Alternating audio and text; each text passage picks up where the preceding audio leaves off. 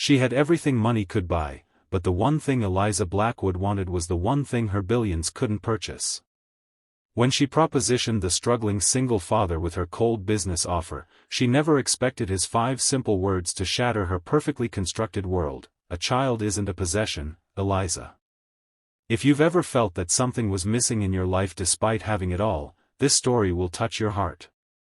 Like and subscribe for more emotional stories that remind us what truly matters in life. The first time Eliza Blackwood walked into Riverside Coffee, nobody recognized her. That was precisely how she wanted it. In Manhattan, her face graced magazine covers and business journals. Here in the small coastal town of Cedar Bay, she was just another customer, albeit one who wore Louboutins to order a simple black coffee.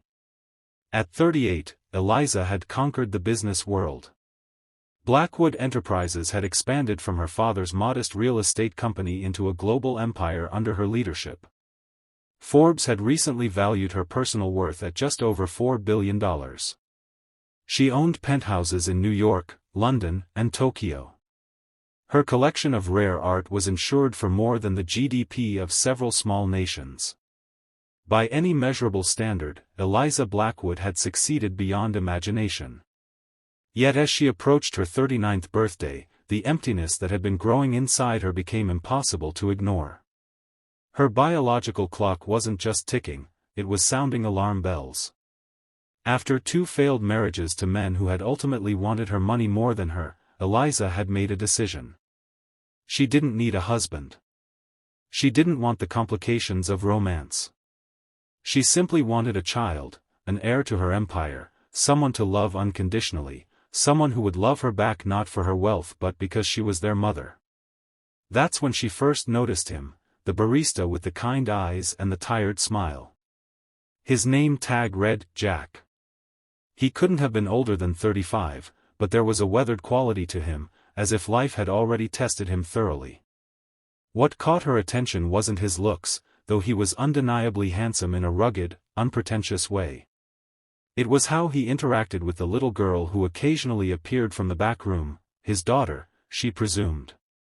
The love between them was palpable, genuine in a way Eliza had rarely witnessed. For 2 weeks, Eliza observed them during her morning coffee ritual. The little girl was about 6, with wild curly hair and her father's expressive eyes. She would help wipe tables or carefully arrange pastries in the display case, beaming with pride when customers complimented her work. Jack never spoke to her as if she were a child but as a valued partner in their small enterprise. Eliza had already made inquiries. Jack Sullivan, widower, raising his daughter Lily alone after his wife died from complications during childbirth. He had opened the coffee shop 3 years ago, using his late wife's life insurance money. The business was modestly successful, enough to keep them afloat but not much more. He lived in a small 2-bedroom apartment above the shop. Lily attended the local public school and was by all accounts bright, well-adjusted, and adored by her father. On the 15th day, Eliza arrived just before closing time. The shop was empty except for Jack, who was wiping down the espresso machine. "We're actually about to close," he said apologetically when the bell above the door announced her arrival. "I know," Eliza replied, her voice carrying the crisp authority that had intimidated countless boardroom executives. "I'd like to speak with you privately, Mr. Sullivan." Jack's expression shifted from friendly to guarded. "Do I know you?" "No, but I know about you. My name is Eliza Blackwood." Recognition flickered in his eyes. Even in this remote coastal town, her name carried weight. "My daughter will be down from her homework in a few minutes," he said cautiously. "What I have to discuss is rather personal. Perhaps we could arrange another time?" Jack studied her for a long moment. "Tomorrow morning. I open at 6, but I'm here at 5:30 to prep. Lily doesn't come down until 7 before school." Eliza nodded. 5:30, then. The next morning, Eliza arrived precisely on time, dressed in a casual outfit that had still cost more than Jack likely earned in a month. He let her in through the side door, his expression wary. Coffee, he offered, already moving behind the counter. Please. They sat at a corner table, steam rising from their cups in the quiet morning light. Eliza had rehearsed this conversation countless times, yet now found herself uncharacteristically hesitant. Mr. Sullivan. Jack, please. Jack. I'll be direct. I've been watching you and your daughter. His posture stiffened immediately. Excuse me? Not in a threatening way, she clarified quickly. I've been coming here for 2 weeks, and I've observed your relationship with Lily. It's remarkable. Jack relaxed slightly but remained on guard. She's my world. That's precisely why I'm here. Eliza took a deep breath. I want a child, Jack. I don't want a husband or a relationship. I simply want a baby, and I want you to be the father. The silence that followed was deafening. Jack's expression cycled through confusion, disbelief, and then something approaching anger. Is this some kind of joke? I never joke about business propositions, and that's what this is. I'm offering you $5 million to father my child. No strings attached, no claim to custody, no ongoing obligations. You provide the genetic material, I handle the rest. Jack's coffee cup clattered against its saucer as he set it down too forcefully.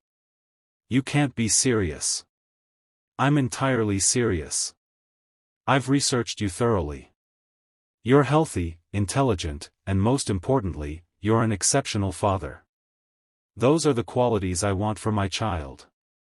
So I'm what, a stud horse at auction? His voice had taken on a dangerous edge. This is a business transaction, Jack. One that could secure your daughter's future. $5 million would ensure Lily could attend any college she wanted. You could expand your business, buy a proper house, never worry about medical bills again. Jack stood up so abruptly his chair scraped loudly against the floor. A child isn't a possession, Eliza. The simplicity of his statement struck her like a physical blow. I never suggested. You did. You absolutely did. His eyes flashed with an intensity that made her, a woman who had stared down the most powerful CEOs in the world, want to shrink back. You're talking about creating a human being like it's a custom order from a catalog. You've researched me? Selected me for my qualities? Do you have any idea how disturbing that is? Eliza felt her cheeks flush with rare embarrassment. I meant no offense. I simply. Let me tell you something about being a parent, Jack continued, his voice quieter now but no less intense. It's not about ownership. It's not about creating a mini version of yourself or an heir to your fortune. It's about loving someone so completely that your own needs become secondary. It's about sleepless nights and terrifying fevers and tiny hands reaching for yours when they're scared. It's messy and exhausting and the most profound responsibility you'll ever have. He paused, running a hand through his hair in frustration. You don't want a baby, Ms. Blackwood. You want the idea of a baby. You want something to fill whatever void you're feeling without having to change your life or yourself. Eliza felt as if she'd been slapped. No one had spoken to her this way in years, perhaps ever. She stood up, gathering her composure like armor. I see I've misjudged the situation. I apologize for wasting your time. She turned to leave, her hand already on the door handle when his voice stopped her.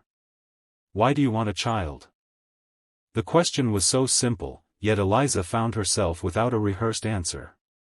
She turned back slowly. Because. She faltered, unaccustomed to uncertainty. Because I have no one to leave everything to. Because I want to experience motherhood before it's too late. Because. Those are reasons about you, Jack said quietly. Not about the child. Eliza stood frozen, her carefully constructed proposal crumbling around her. For the first time in decades, she felt completely out of her depth. I should go. Wait. Jack sighed, his expression softening slightly. Look, I'm sorry if I was harsh. But a child isn't something you can just add to your life like a new hobby or an accessory. It changes everything. I'm aware of the responsibilities, Eliza said stiffly. Are you? When was the last time you put someone else's needs completely before your own? When did you last change your schedule because someone else needed you? When did you make yourself vulnerable to the kind of love that could destroy you if you lost it?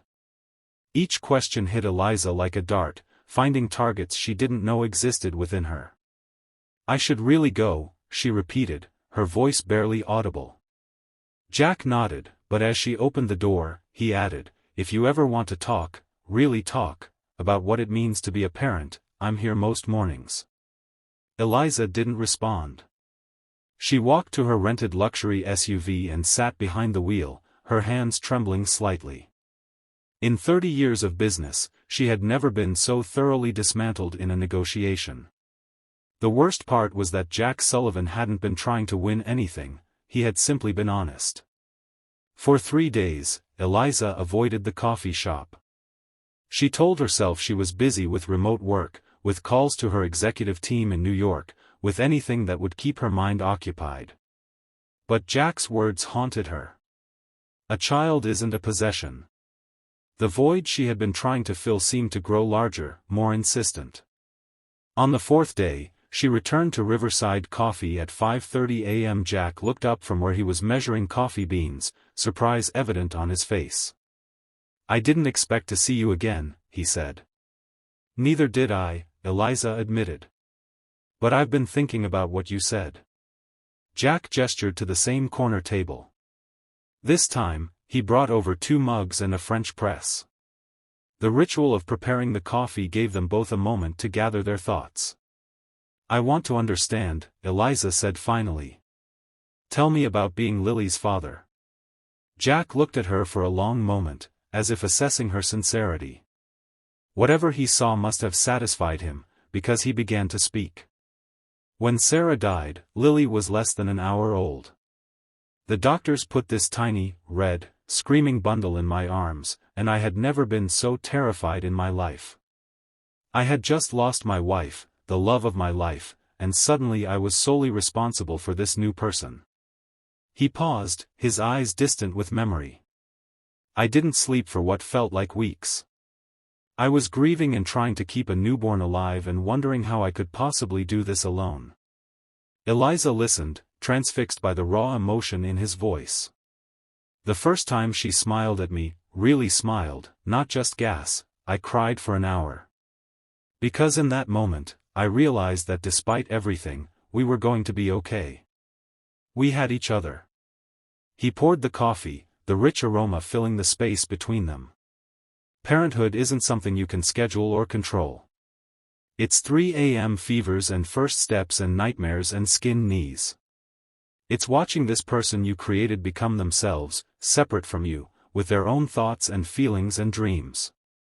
And your job isn't to mold them into what you want, it's to give them the tools to become whoever they're meant to be. Eliza found herself blinking back unexpected tears. I never had that, she said quietly. My parents saw me as an extension of themselves, a vessel for their ambitions.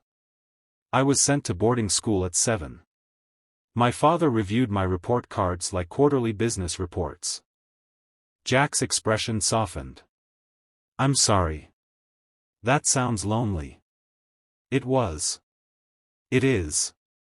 The admission cost her something, a piece of the carefully maintained facade she had worn for decades. I think I wanted a child partly to do better than they did. To prove I could love someone unconditionally. That's a start, Jack said gently. But a child isn't a do-over or a chance to heal your own wounds. They come with their own needs, their own personality. Like Lily, Eliza said. Jack's face transformed with a smile. Lily is extraordinary. Stubborn as hell, too smart for her own good sometimes. She has her mother's laugh and my terrible sense of direction. She's afraid of thunderstorms but loves horror movies, which makes absolutely no sense to me. She wants to be an astronaut one week and a veterinarian the next." The love in his voice was palpable, and Eliza felt a pang of something like envy. Not for Jack himself, but for the connection he shared with his daughter. "I've never loved anyone like that," she admitted. "I'm not sure I know how." "Of course you do," Jack said. "Everyone has the capacity to love. Some of us just haven't had the chance to practice." Their conversation continued as the morning light strengthened. For the first time in years, perhaps ever, Eliza spoke without calculation or strategy. She told Jack about growing up in the shadow of Blackwood Enterprises, about her father's cold ambition and her mother's distant elegance. She spoke of her marriages, both to men who had seemed to love her until the prenuptial agreements were signed. Jack listened without judgment, occasionally sharing his own stories, his middle-class upbringing in a loving but struggling family, meeting Sarah in college, their plans for a large family before cancer took her mother and then complications took her. When Lily's footsteps sounded on the stairs at 7, Eliza was surprised by how quickly the time had passed. The little girl bounded into the shop, then stopped short when she saw the visitor. "You're the lady who always orders black coffee," she said, her head tilted curiously. "That's me," Eliza replied, feeling strangely nervous under the child's direct gaze. "I'm Lily. I'm 6 3/4. I'm Eliza. I'm 38 and, many more quarters." Lily giggled, then turned to her father. "Can I have chocolate milk?" "After breakfast," Jack said. "Go get your cereal ready, and I'll be up in a minute." As Lily disappeared back upstairs, Jack turned to Eliza. "I should go. The morning rush will start soon anyway." Eliza nodded, gathering her purse. "Thank you for talking with me. Same time tomorrow?" The question surprised them both. Eliza hesitated only briefly. "I'd like that." Over the next few weeks, a routine developed. Eliza would arrive at 5:30, and she and Jack would talk for an hour and a half before Lily came downstairs and the shop opened for business. Sometimes Eliza would stay, taking a corner table with her laptop, observing the morning rush and the easy way Jack interacted with his regular customers. She learned about Jack's dreams for expanding the coffee shop, perhaps adding a small bookstore section. She learned about his struggles with the local bank that had denied his loan application twice. She learned about Lily's trouble with math and her talent for drawing. In turn, she found herself sharing more than she had with anyone in years. She told Jack about the loneliness at the top of her corporate empire, about the board members who still sometimes questioned her decisions because she was a woman, about her growing disillusionment with the endless pursuit of more money, more acquisitions, more power. One morning, about a month after their initial confrontation, Jack asked the question that had been hovering between them. "Why are you still in Cedar Bay? Don't you have an empire to run?" Eliza looked down at her coffee. "I've been working remotely. My team is used to it, I travel frequently." "But you haven't traveled. You've been here, in our little town, coming to my coffee shop every day." "I like it here," she said simply. "It's peaceful. And I've enjoyed our conversations." Jack studied her for a moment. "You're different than you were when you first walked in here." "Am I?" "You smile more. You listen more. You seem less arrogant," she supplied with a small smile. "I was going to say, armored." The observation struck her deeply. She had built her walls so carefully over the years, brick by brick of achievement and wealth and power. When had she started letting them down? "I've been thinking about what you said," she admitted. "About wanting a child for the wrong reasons." Jack waited, giving her space to continue. "I think I wanted someone who would love me unconditionally because I've never experienced that. But you were right, that's about me, not about the child." She took a deep breath. "I've been volunteering at the community center's after-school program." This clearly surprised him. "You have?" "Eliza.